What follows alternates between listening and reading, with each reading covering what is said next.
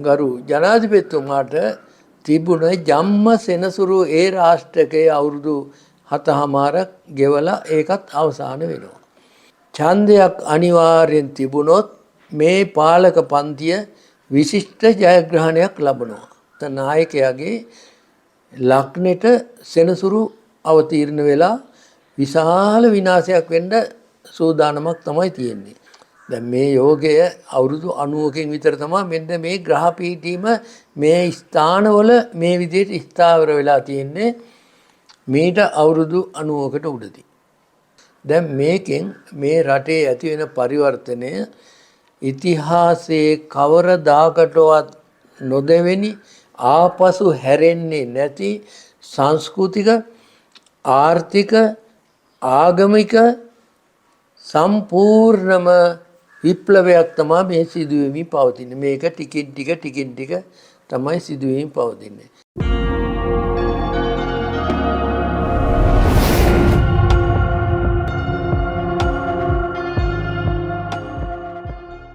අයිබෝන් සිල් දෙනාටම අද මම බලාපොරොත්තු වෙනවා වීඩියෝ එකක් කරන්න රටේ තියෙන තත්ත්වය ගැන.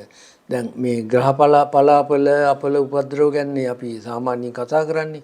ඉතින් අපි පාරිභෝගිකයෝ අපිට විශාල වශයෙන් ඉල්ලුම් කරනවා අනේ මහත්තයා මේ ඡන්දයක් තියෙන නිසා මේකේ රට ගමන් කරන ආකාරය ඔබතුමා තමයි නිවැරදිම කිව්වේ. සමහරව මේ ලොකුවට මේ කතා කරා පහුගිය කාලේ එක එකනා තමන් පඬිතුයෝ වගේ කතා කරා අති පඬිතුයෝ වගේ කතා කරා. ඒ කතා කරාට ඒගොල්ලෝ කියපු දේ නෙවෙයි ඔබතුමා තමයි හරියටම කිව්වේ මේක විශාල ජයග්‍රහණයක් කරනවා කියලා 6න් 5ක බලයක් කියලා බය නැතුව කිව්වා. කිසිම කෙනෙක් කියන්නේ නැති දෙයක්. එතකොට මේක ඒ කියපු විදිහට ඔබතුමා යමක් දැනගෙන කියනවායි කියලා අපිට තේරුණා. මෙන්න මේ ජයග්‍රහණය ගැන හරියටම ඔබතුමා ටක්කෙටම කියනවාද කියලා ඇහුවා. මං කිව්වා ඉතින් අපි එහෙමනම් වීඩියෝ එකක් කරන්න ඕනේ කියලා මට ඒ හැම කෙනෙක්ම කරන ඉල්ලීමක් උඩ තමයි මම මේ අද මේ කරන්නේ. මොකද මට මේ දවස්වල තියෙන වැඩ රාජකාරීත් නිසා අපි දේශපාලන බලයක් යම්කිසි රජයක් අරගත්තොත් අපි ඒ රජයට කරන්න දීලා නිකන් ඉන්න ඕනේ.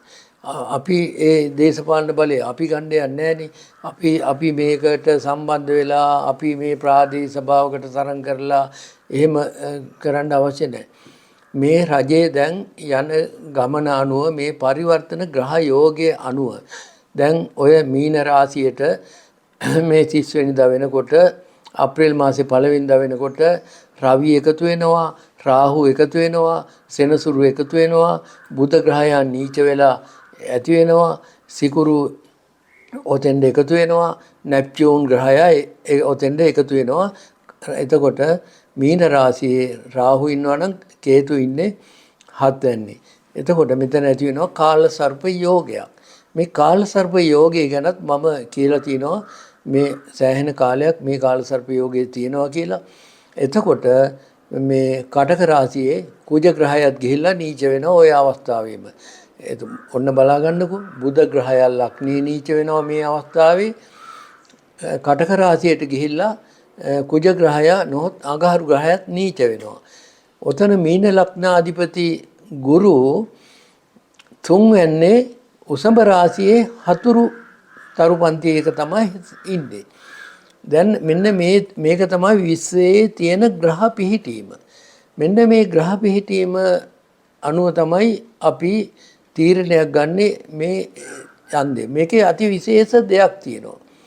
දැන් මේ දේ ගැන හුඟ දෙනෙක් කතා කරන්නේ ගරු ජනාධිපතිතුමාට තිබුණ ජම්ම සෙනසුරු ඒ රාෂ්ට්‍රකයේ අවුරුදු 7මාරක් ගෙවලා ඒකත් අවසන් වෙනවා. දැන් මේ කටයුතු රාශියක් වෙනවා. එකක් තමයි මේ ග්‍රහ පීඨීමත් එක්ක මීන තරුපන්තියට රවි රාහු සනි බුධ සිකුරු නෙප්චූන් එකට එකතු වෙනවා. කාල සර්ප යෝගයක් පිහිටනවා. මීන රාශියේ අධිපති ගිහිල්ලා අතන 3 වෙන්නේ උසඹ රාශියේ හතුරුව ඉන්නවා. ඒ විතරක් නෙවෙයි මේ අවස්ථාව වෙනකොට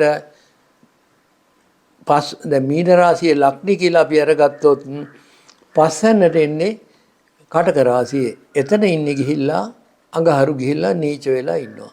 දැන් ඕකෙන් කියන්නේ මොකක්ද? ඡන්දයක් අනිවාර්යෙන් තිබුණොත් මේ පාලක පන්තිය විශිෂ්ට ජයග්‍රහණයක් ලබනවා. ඒක නවත්තන්න බෑ. ඔය කවුරු මොනවා කිව්වත් හොඳයි නිකන් හිතලා බලන්න. ඉතිහාසයේ පාලනයකට ආපු පක්ෂයක් පාලක පක්ෂයක් ප්‍රාදේශීය සභා ඡන්දයක් එහෙම නැත්නම් පළාත් සභා ඡන්දයක් පළවෙනි වතාවට තිබිලා පෙරදිලා තියෙන්නේ කොයි රටේද? මේ ලංකාවෙත් නැහැ විදේශ රටකත් නැහැ.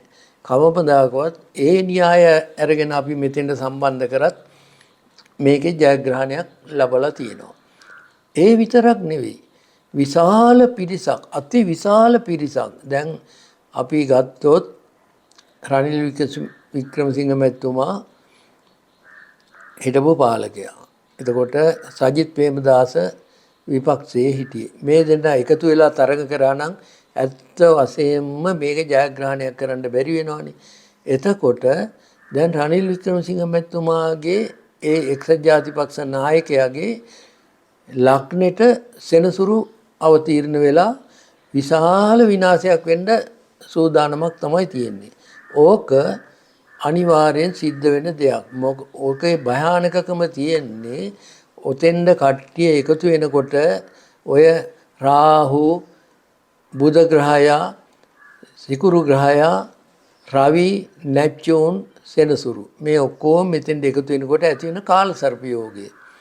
දැන් මේ යෝගය අවුරුදු 90කින් විතර තමයි මෙන්න මේ ග්‍රහ පීඨීම මේ ස්ථානවල මේ විදිහට ස්ථාවර වෙලා තියෙන්නේ මීට අවුරුදු 90කට උඩදී. එතකොට මීට ඉස්සරලා කීප වතාවක් හතරවෙනි වතාව තමයි මේ සෙනසුරු මේ මීන රාශියට ඇතුල් වුනේ. මෙහෙම ඇතුල් වුණාට මේ විදිහේ ග්‍රහ පීඨීමක් එන්නේ නැහැ. දැන් මේකෙන් මේ රටේ ඇති වෙන පරිවර්තනය ඉතිහාසයේ කවරදාකටවත් නොදෙවෙනි ආපසු හැරෙන්නේ නැති සංස්කෘතික ආර්ථික ආගමික සම්පූර්ණම විප්ලවයක් තමයි මේ සිදුවෙමින් පවතින්නේ. මේක ටිකින් ටික තමයි සිදුවෙමින් පවතින්නේ.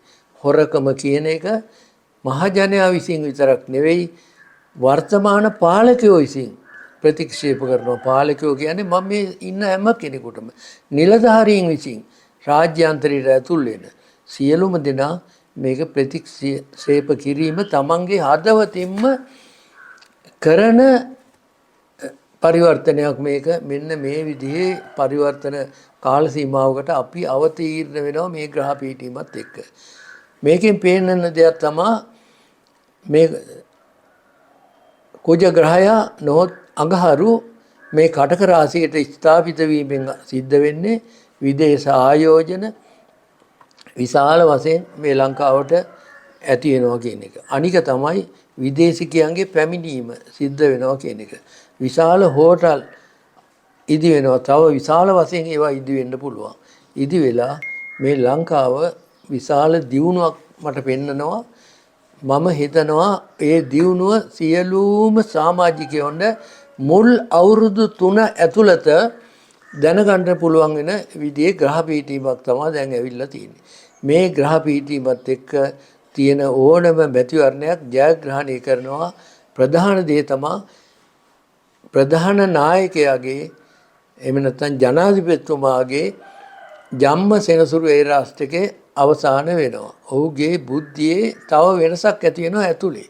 අන්නේ වෙනස බලපානවා මේ රාජ්‍ය පාලනයට මුසු වෙලා විශාල මේ පරිවර්තනයේ තවත් ගොඩාක් වැඩි වෙලා ඉස්සරහට යෑමක් තමයි අපිට පෙන්වන්නේ. ඒ විතරක් නෙවෙයි සියලුම දෙපාර්තමේන්තු වල සැලසුම් වෙනස් වෙනවා මේ පරිවර්තනයත් එක්ක.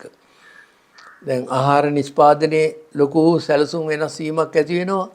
පොහොර නිෂ්පාදන වල ලොකු සැලසුම් වෙනස් වීමක් ඇති වෙනවා. ඒ විතරක් නෙවෙයි අපි හිතමු දැන් ආගමික අංශයෙන් ගත්තොත් ඒ වගේ විශාල දියුණුවක් දැන් හිතුවේ හුඟ දෙනෙක් මේ ආණ්ඩුව ආවොත් මේ ආගම ඉවරයි කියලා නේ කිව්වේ. ආගමක් තියෙන්නේ නැහැ, සංස්කෘතියක් තියෙන්නේ නැහැ. මේ මිනිස්සුන්ට මනසක් නැහැ කියලා නේ කිව්වේ.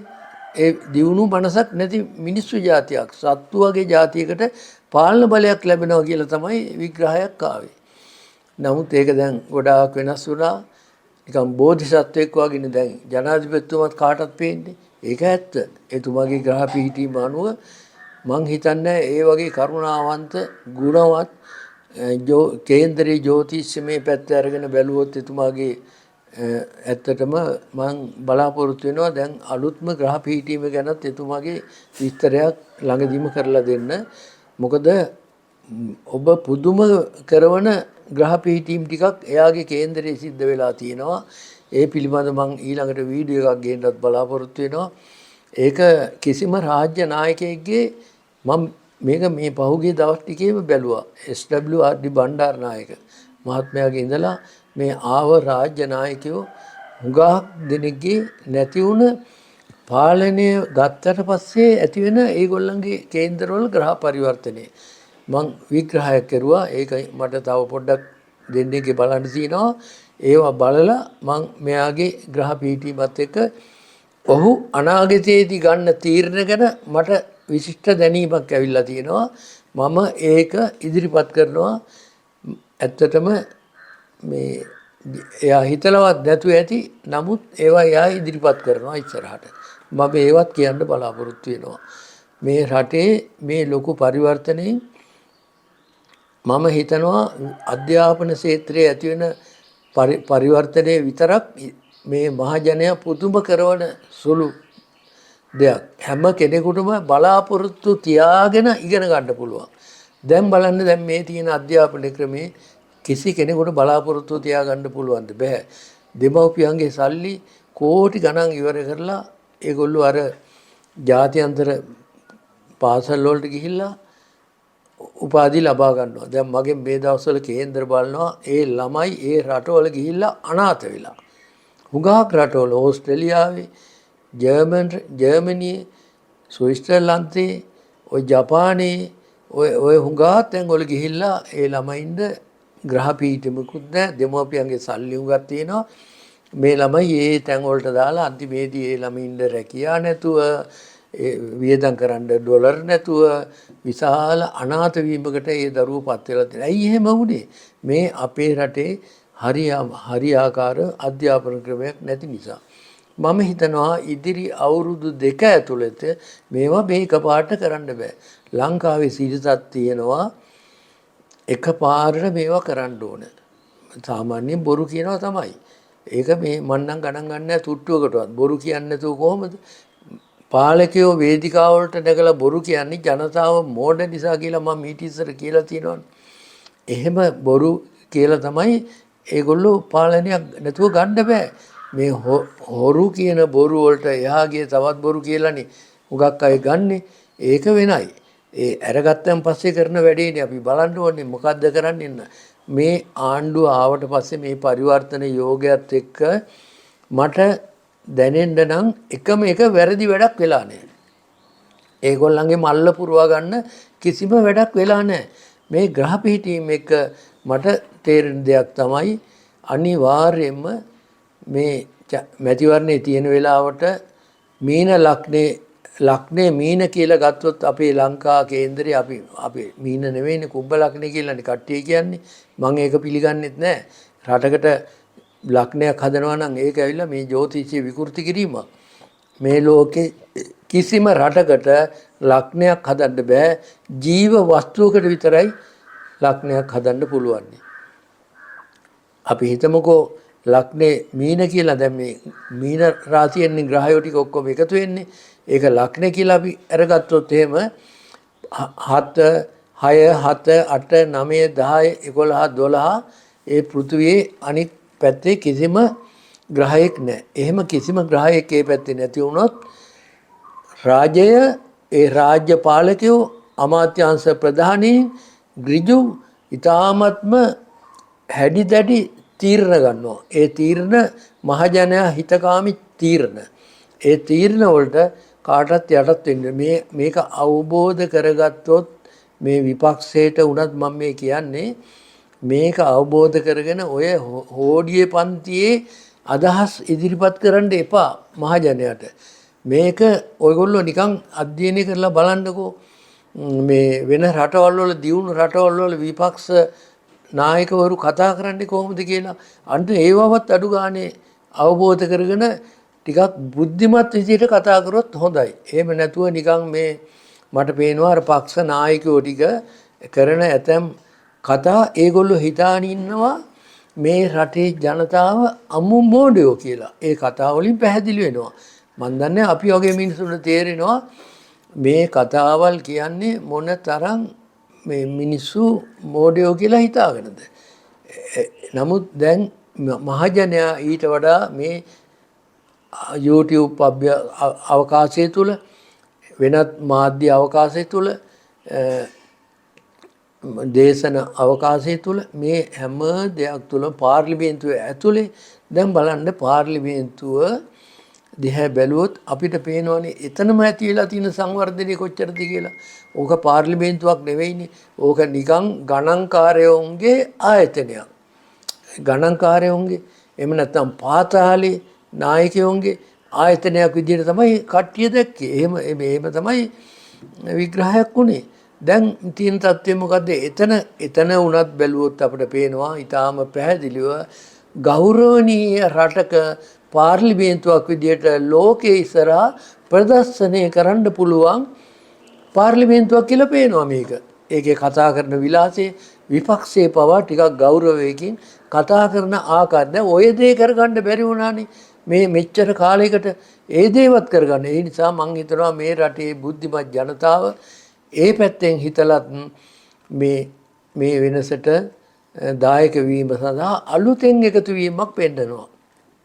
මොකද අපි සමාජයේ ඉන්න අය අපි නොයෙකුත් සමාජ ස්තරවල ගැටෙනවා. අපි ළඟට නොයෙකුත් අය එනවා අපිට කතා කරනවා. හුඟක් ධනවත් අය අපිත් එක්ක සම්බන්ධ වෙනවා. ඊටාම මේ මධ්‍යම පන්ති අය අපිත් එක්ක සම්බන්ධ වෙනවා. රජයේ සේවකයෝ අපිත් එක්ක පූජකතුමන්ලා අපිත් එක්ක සම්බන්ධ වෙනවා. ඒ සම්බන්ධ වෙලා මම මේ විද්‍යාත්මකව කරන විග්‍රහයන් ගැන තමන්ගේ කේන්දර පරීක්ෂා කිරීම කරනවා. විදේශ රටවල පවා හුඟක් බුද්ධිමත් අය මාත් එක්ක සම්බන්ධ වෙලා ඉන්නවා. ඒගොල්ලෝ මේ කතා කරනවා. ඒ හැම කෙනෙක්ගේම අපිට ප්‍රකාශ වෙන දෙයක් තමයි මේ රජය බිම දාන්න බැහැ කියලා මම කියනවා අවුරුදු 10කට. අවුරුදු 10කට බිම දාන්න බැරි නම් එතනින් එහාට කොහොමවත් බෑ. මේක මේ යන ක්‍රමයේ යනවා. ඒ විතරක් නෙවෙයි තව ලොකු දෙයක් වෙනවා. විපක්ෂය දියවීමකට භාජන වෙන්න තීරණය වෙලා ඉවරයි ග්‍රහ පිහිටීම තුලින්ම. බිඳුවටම බහැලා දිය වෙලා යන විපක්ෂයක් නිර්මාණය වෙලා තියෙනවා දැන්. ඒක වළක්වන්න බෑ. ඒගොල්ලන්ගේ අදහස් ගැටිලා මේක දිය වෙලා ගිහිල්ලා දේශපාලනේ අතහරින තත්ත්වයක් ඇති වෙනවා. ඉතින් සමහර දැන් ඔය මේ ආණ්ඩුවේම මැති ඇමතිවරු ජීවත් වෙන විදිය බැලුවොත් ඒගොල්ලොන්ට හිටියටත් වැඩිය අමාරුයි. එහෙම කියනවා මාත් එක්ක හුඟ දෙනෙක් ඔය ඉන්න අය කතා කරනෝනේ. මහත්තයා දැන් හිටියටත් වැඩිය අමාරුයි ආර්ථිකේ. මොකද එන මිනිස්සුන්ට සංග්‍රහයක් කරන්න ඕන. ඉතින් ඒ කතා බහ කරන්න ඕනේ. නෑදෑයොත් එනවා වෙනදට වඩා ගෙදෙට්ට ඇමති කෙනෙක් අපේ පවුලෙන් පත් වුණයි කියලා. ඉතින් එහෙම එකක් තියෙනවමනේ ඇත්තට. ඉතින් ওই විසුණ්ඩ තේ එකක් හරි දෙන්න ඕන. ඉතින් ඒ වෙනද ලොකු ප්‍රශ්න වලට ඒගොල්ලෝ නමුත් අන්න බලන්න ඊටාම නිහතමානීව මහජනයාගේ සල්ලි රුපියලක්වත් හොරකම් නොකර මේගොල්ලෝ මේ ගෙනියන ව්‍යාපාරේ. එතකොට දැන් ওই ගම් වල ඉන්නවා අර පරණ දේශපාලනයෙන් ගිහිල්ලා ඔන්න සම්පකාර සමිතියක මට අහවල් නිලයේ නැති වුණා. අහවල් බලය නැති වුණා. මොකක් හරි අහවල් බලය බලාපොරොත්තුෙන් කරුවා. මොකක් හරි ඉඩමක් කඩමක් ගන්න බැලුවා. ළමයෙක් ලොකු ඉස්කෝලේකට දාගන්න try එකක් දෙනවා. පරණ විදිහට දැන් ඉන්න මැති ඇමතුරුන්ටත් කතා කරනවා. අන්න ඒ වෙලාවේදී ඒවා බෑ කියපුවාම අන්න ඒගොල්ලෝ මොකක්ද ඇති වැඩේ කියලා කැඩෙනවා. දැන් අපිනුත් අහනවා මේ ඕගොල්ලෝ දැන් අඳුරන ඇතිනේ ඔය ජ්‍යොතිෂ වැඩ කරලා ඔක්කොම ඇති ඇමතුරු දන්නව නේද? අපේ ළමයි අහවල් තැන් කොට දාන්න පුළුවන්ද? අහවල් තැන් කොට දාන්න පුළුවන්ද කියලා අහනවා කට්ටිය. ඇත්තටම එහෙම දෙයක් කරන්න බැරි බව මම ඒ අයට අවබෝධ කරලා දෙනවා. එහෙම අඳුරගෙන වැඩ කරන කාලයක් නෙවෙයි දැන් තියෙන්නේ. සුදුසුකම් වලට වැඩ කරන කාලයක් තියෙන්නේ. නීතිය ස්ථාපිත වෙනවා මේ රටේ. නීතිය ස්ථාපිත වුණාම ඒ රටේ සෙනසුරු අපල 150ක් අහෝසි වෙනවා. ඒක ස්වභාවිකයෙන්ම සිද්ධ වෙන දෙයක්. ඒවා නීතිය ස්ථාපිත වෙච්ච රටවල මම දැකලා තියෙනවා සිද්ධ වෙනවා. මානසික ප්‍රශ්න විතරයි.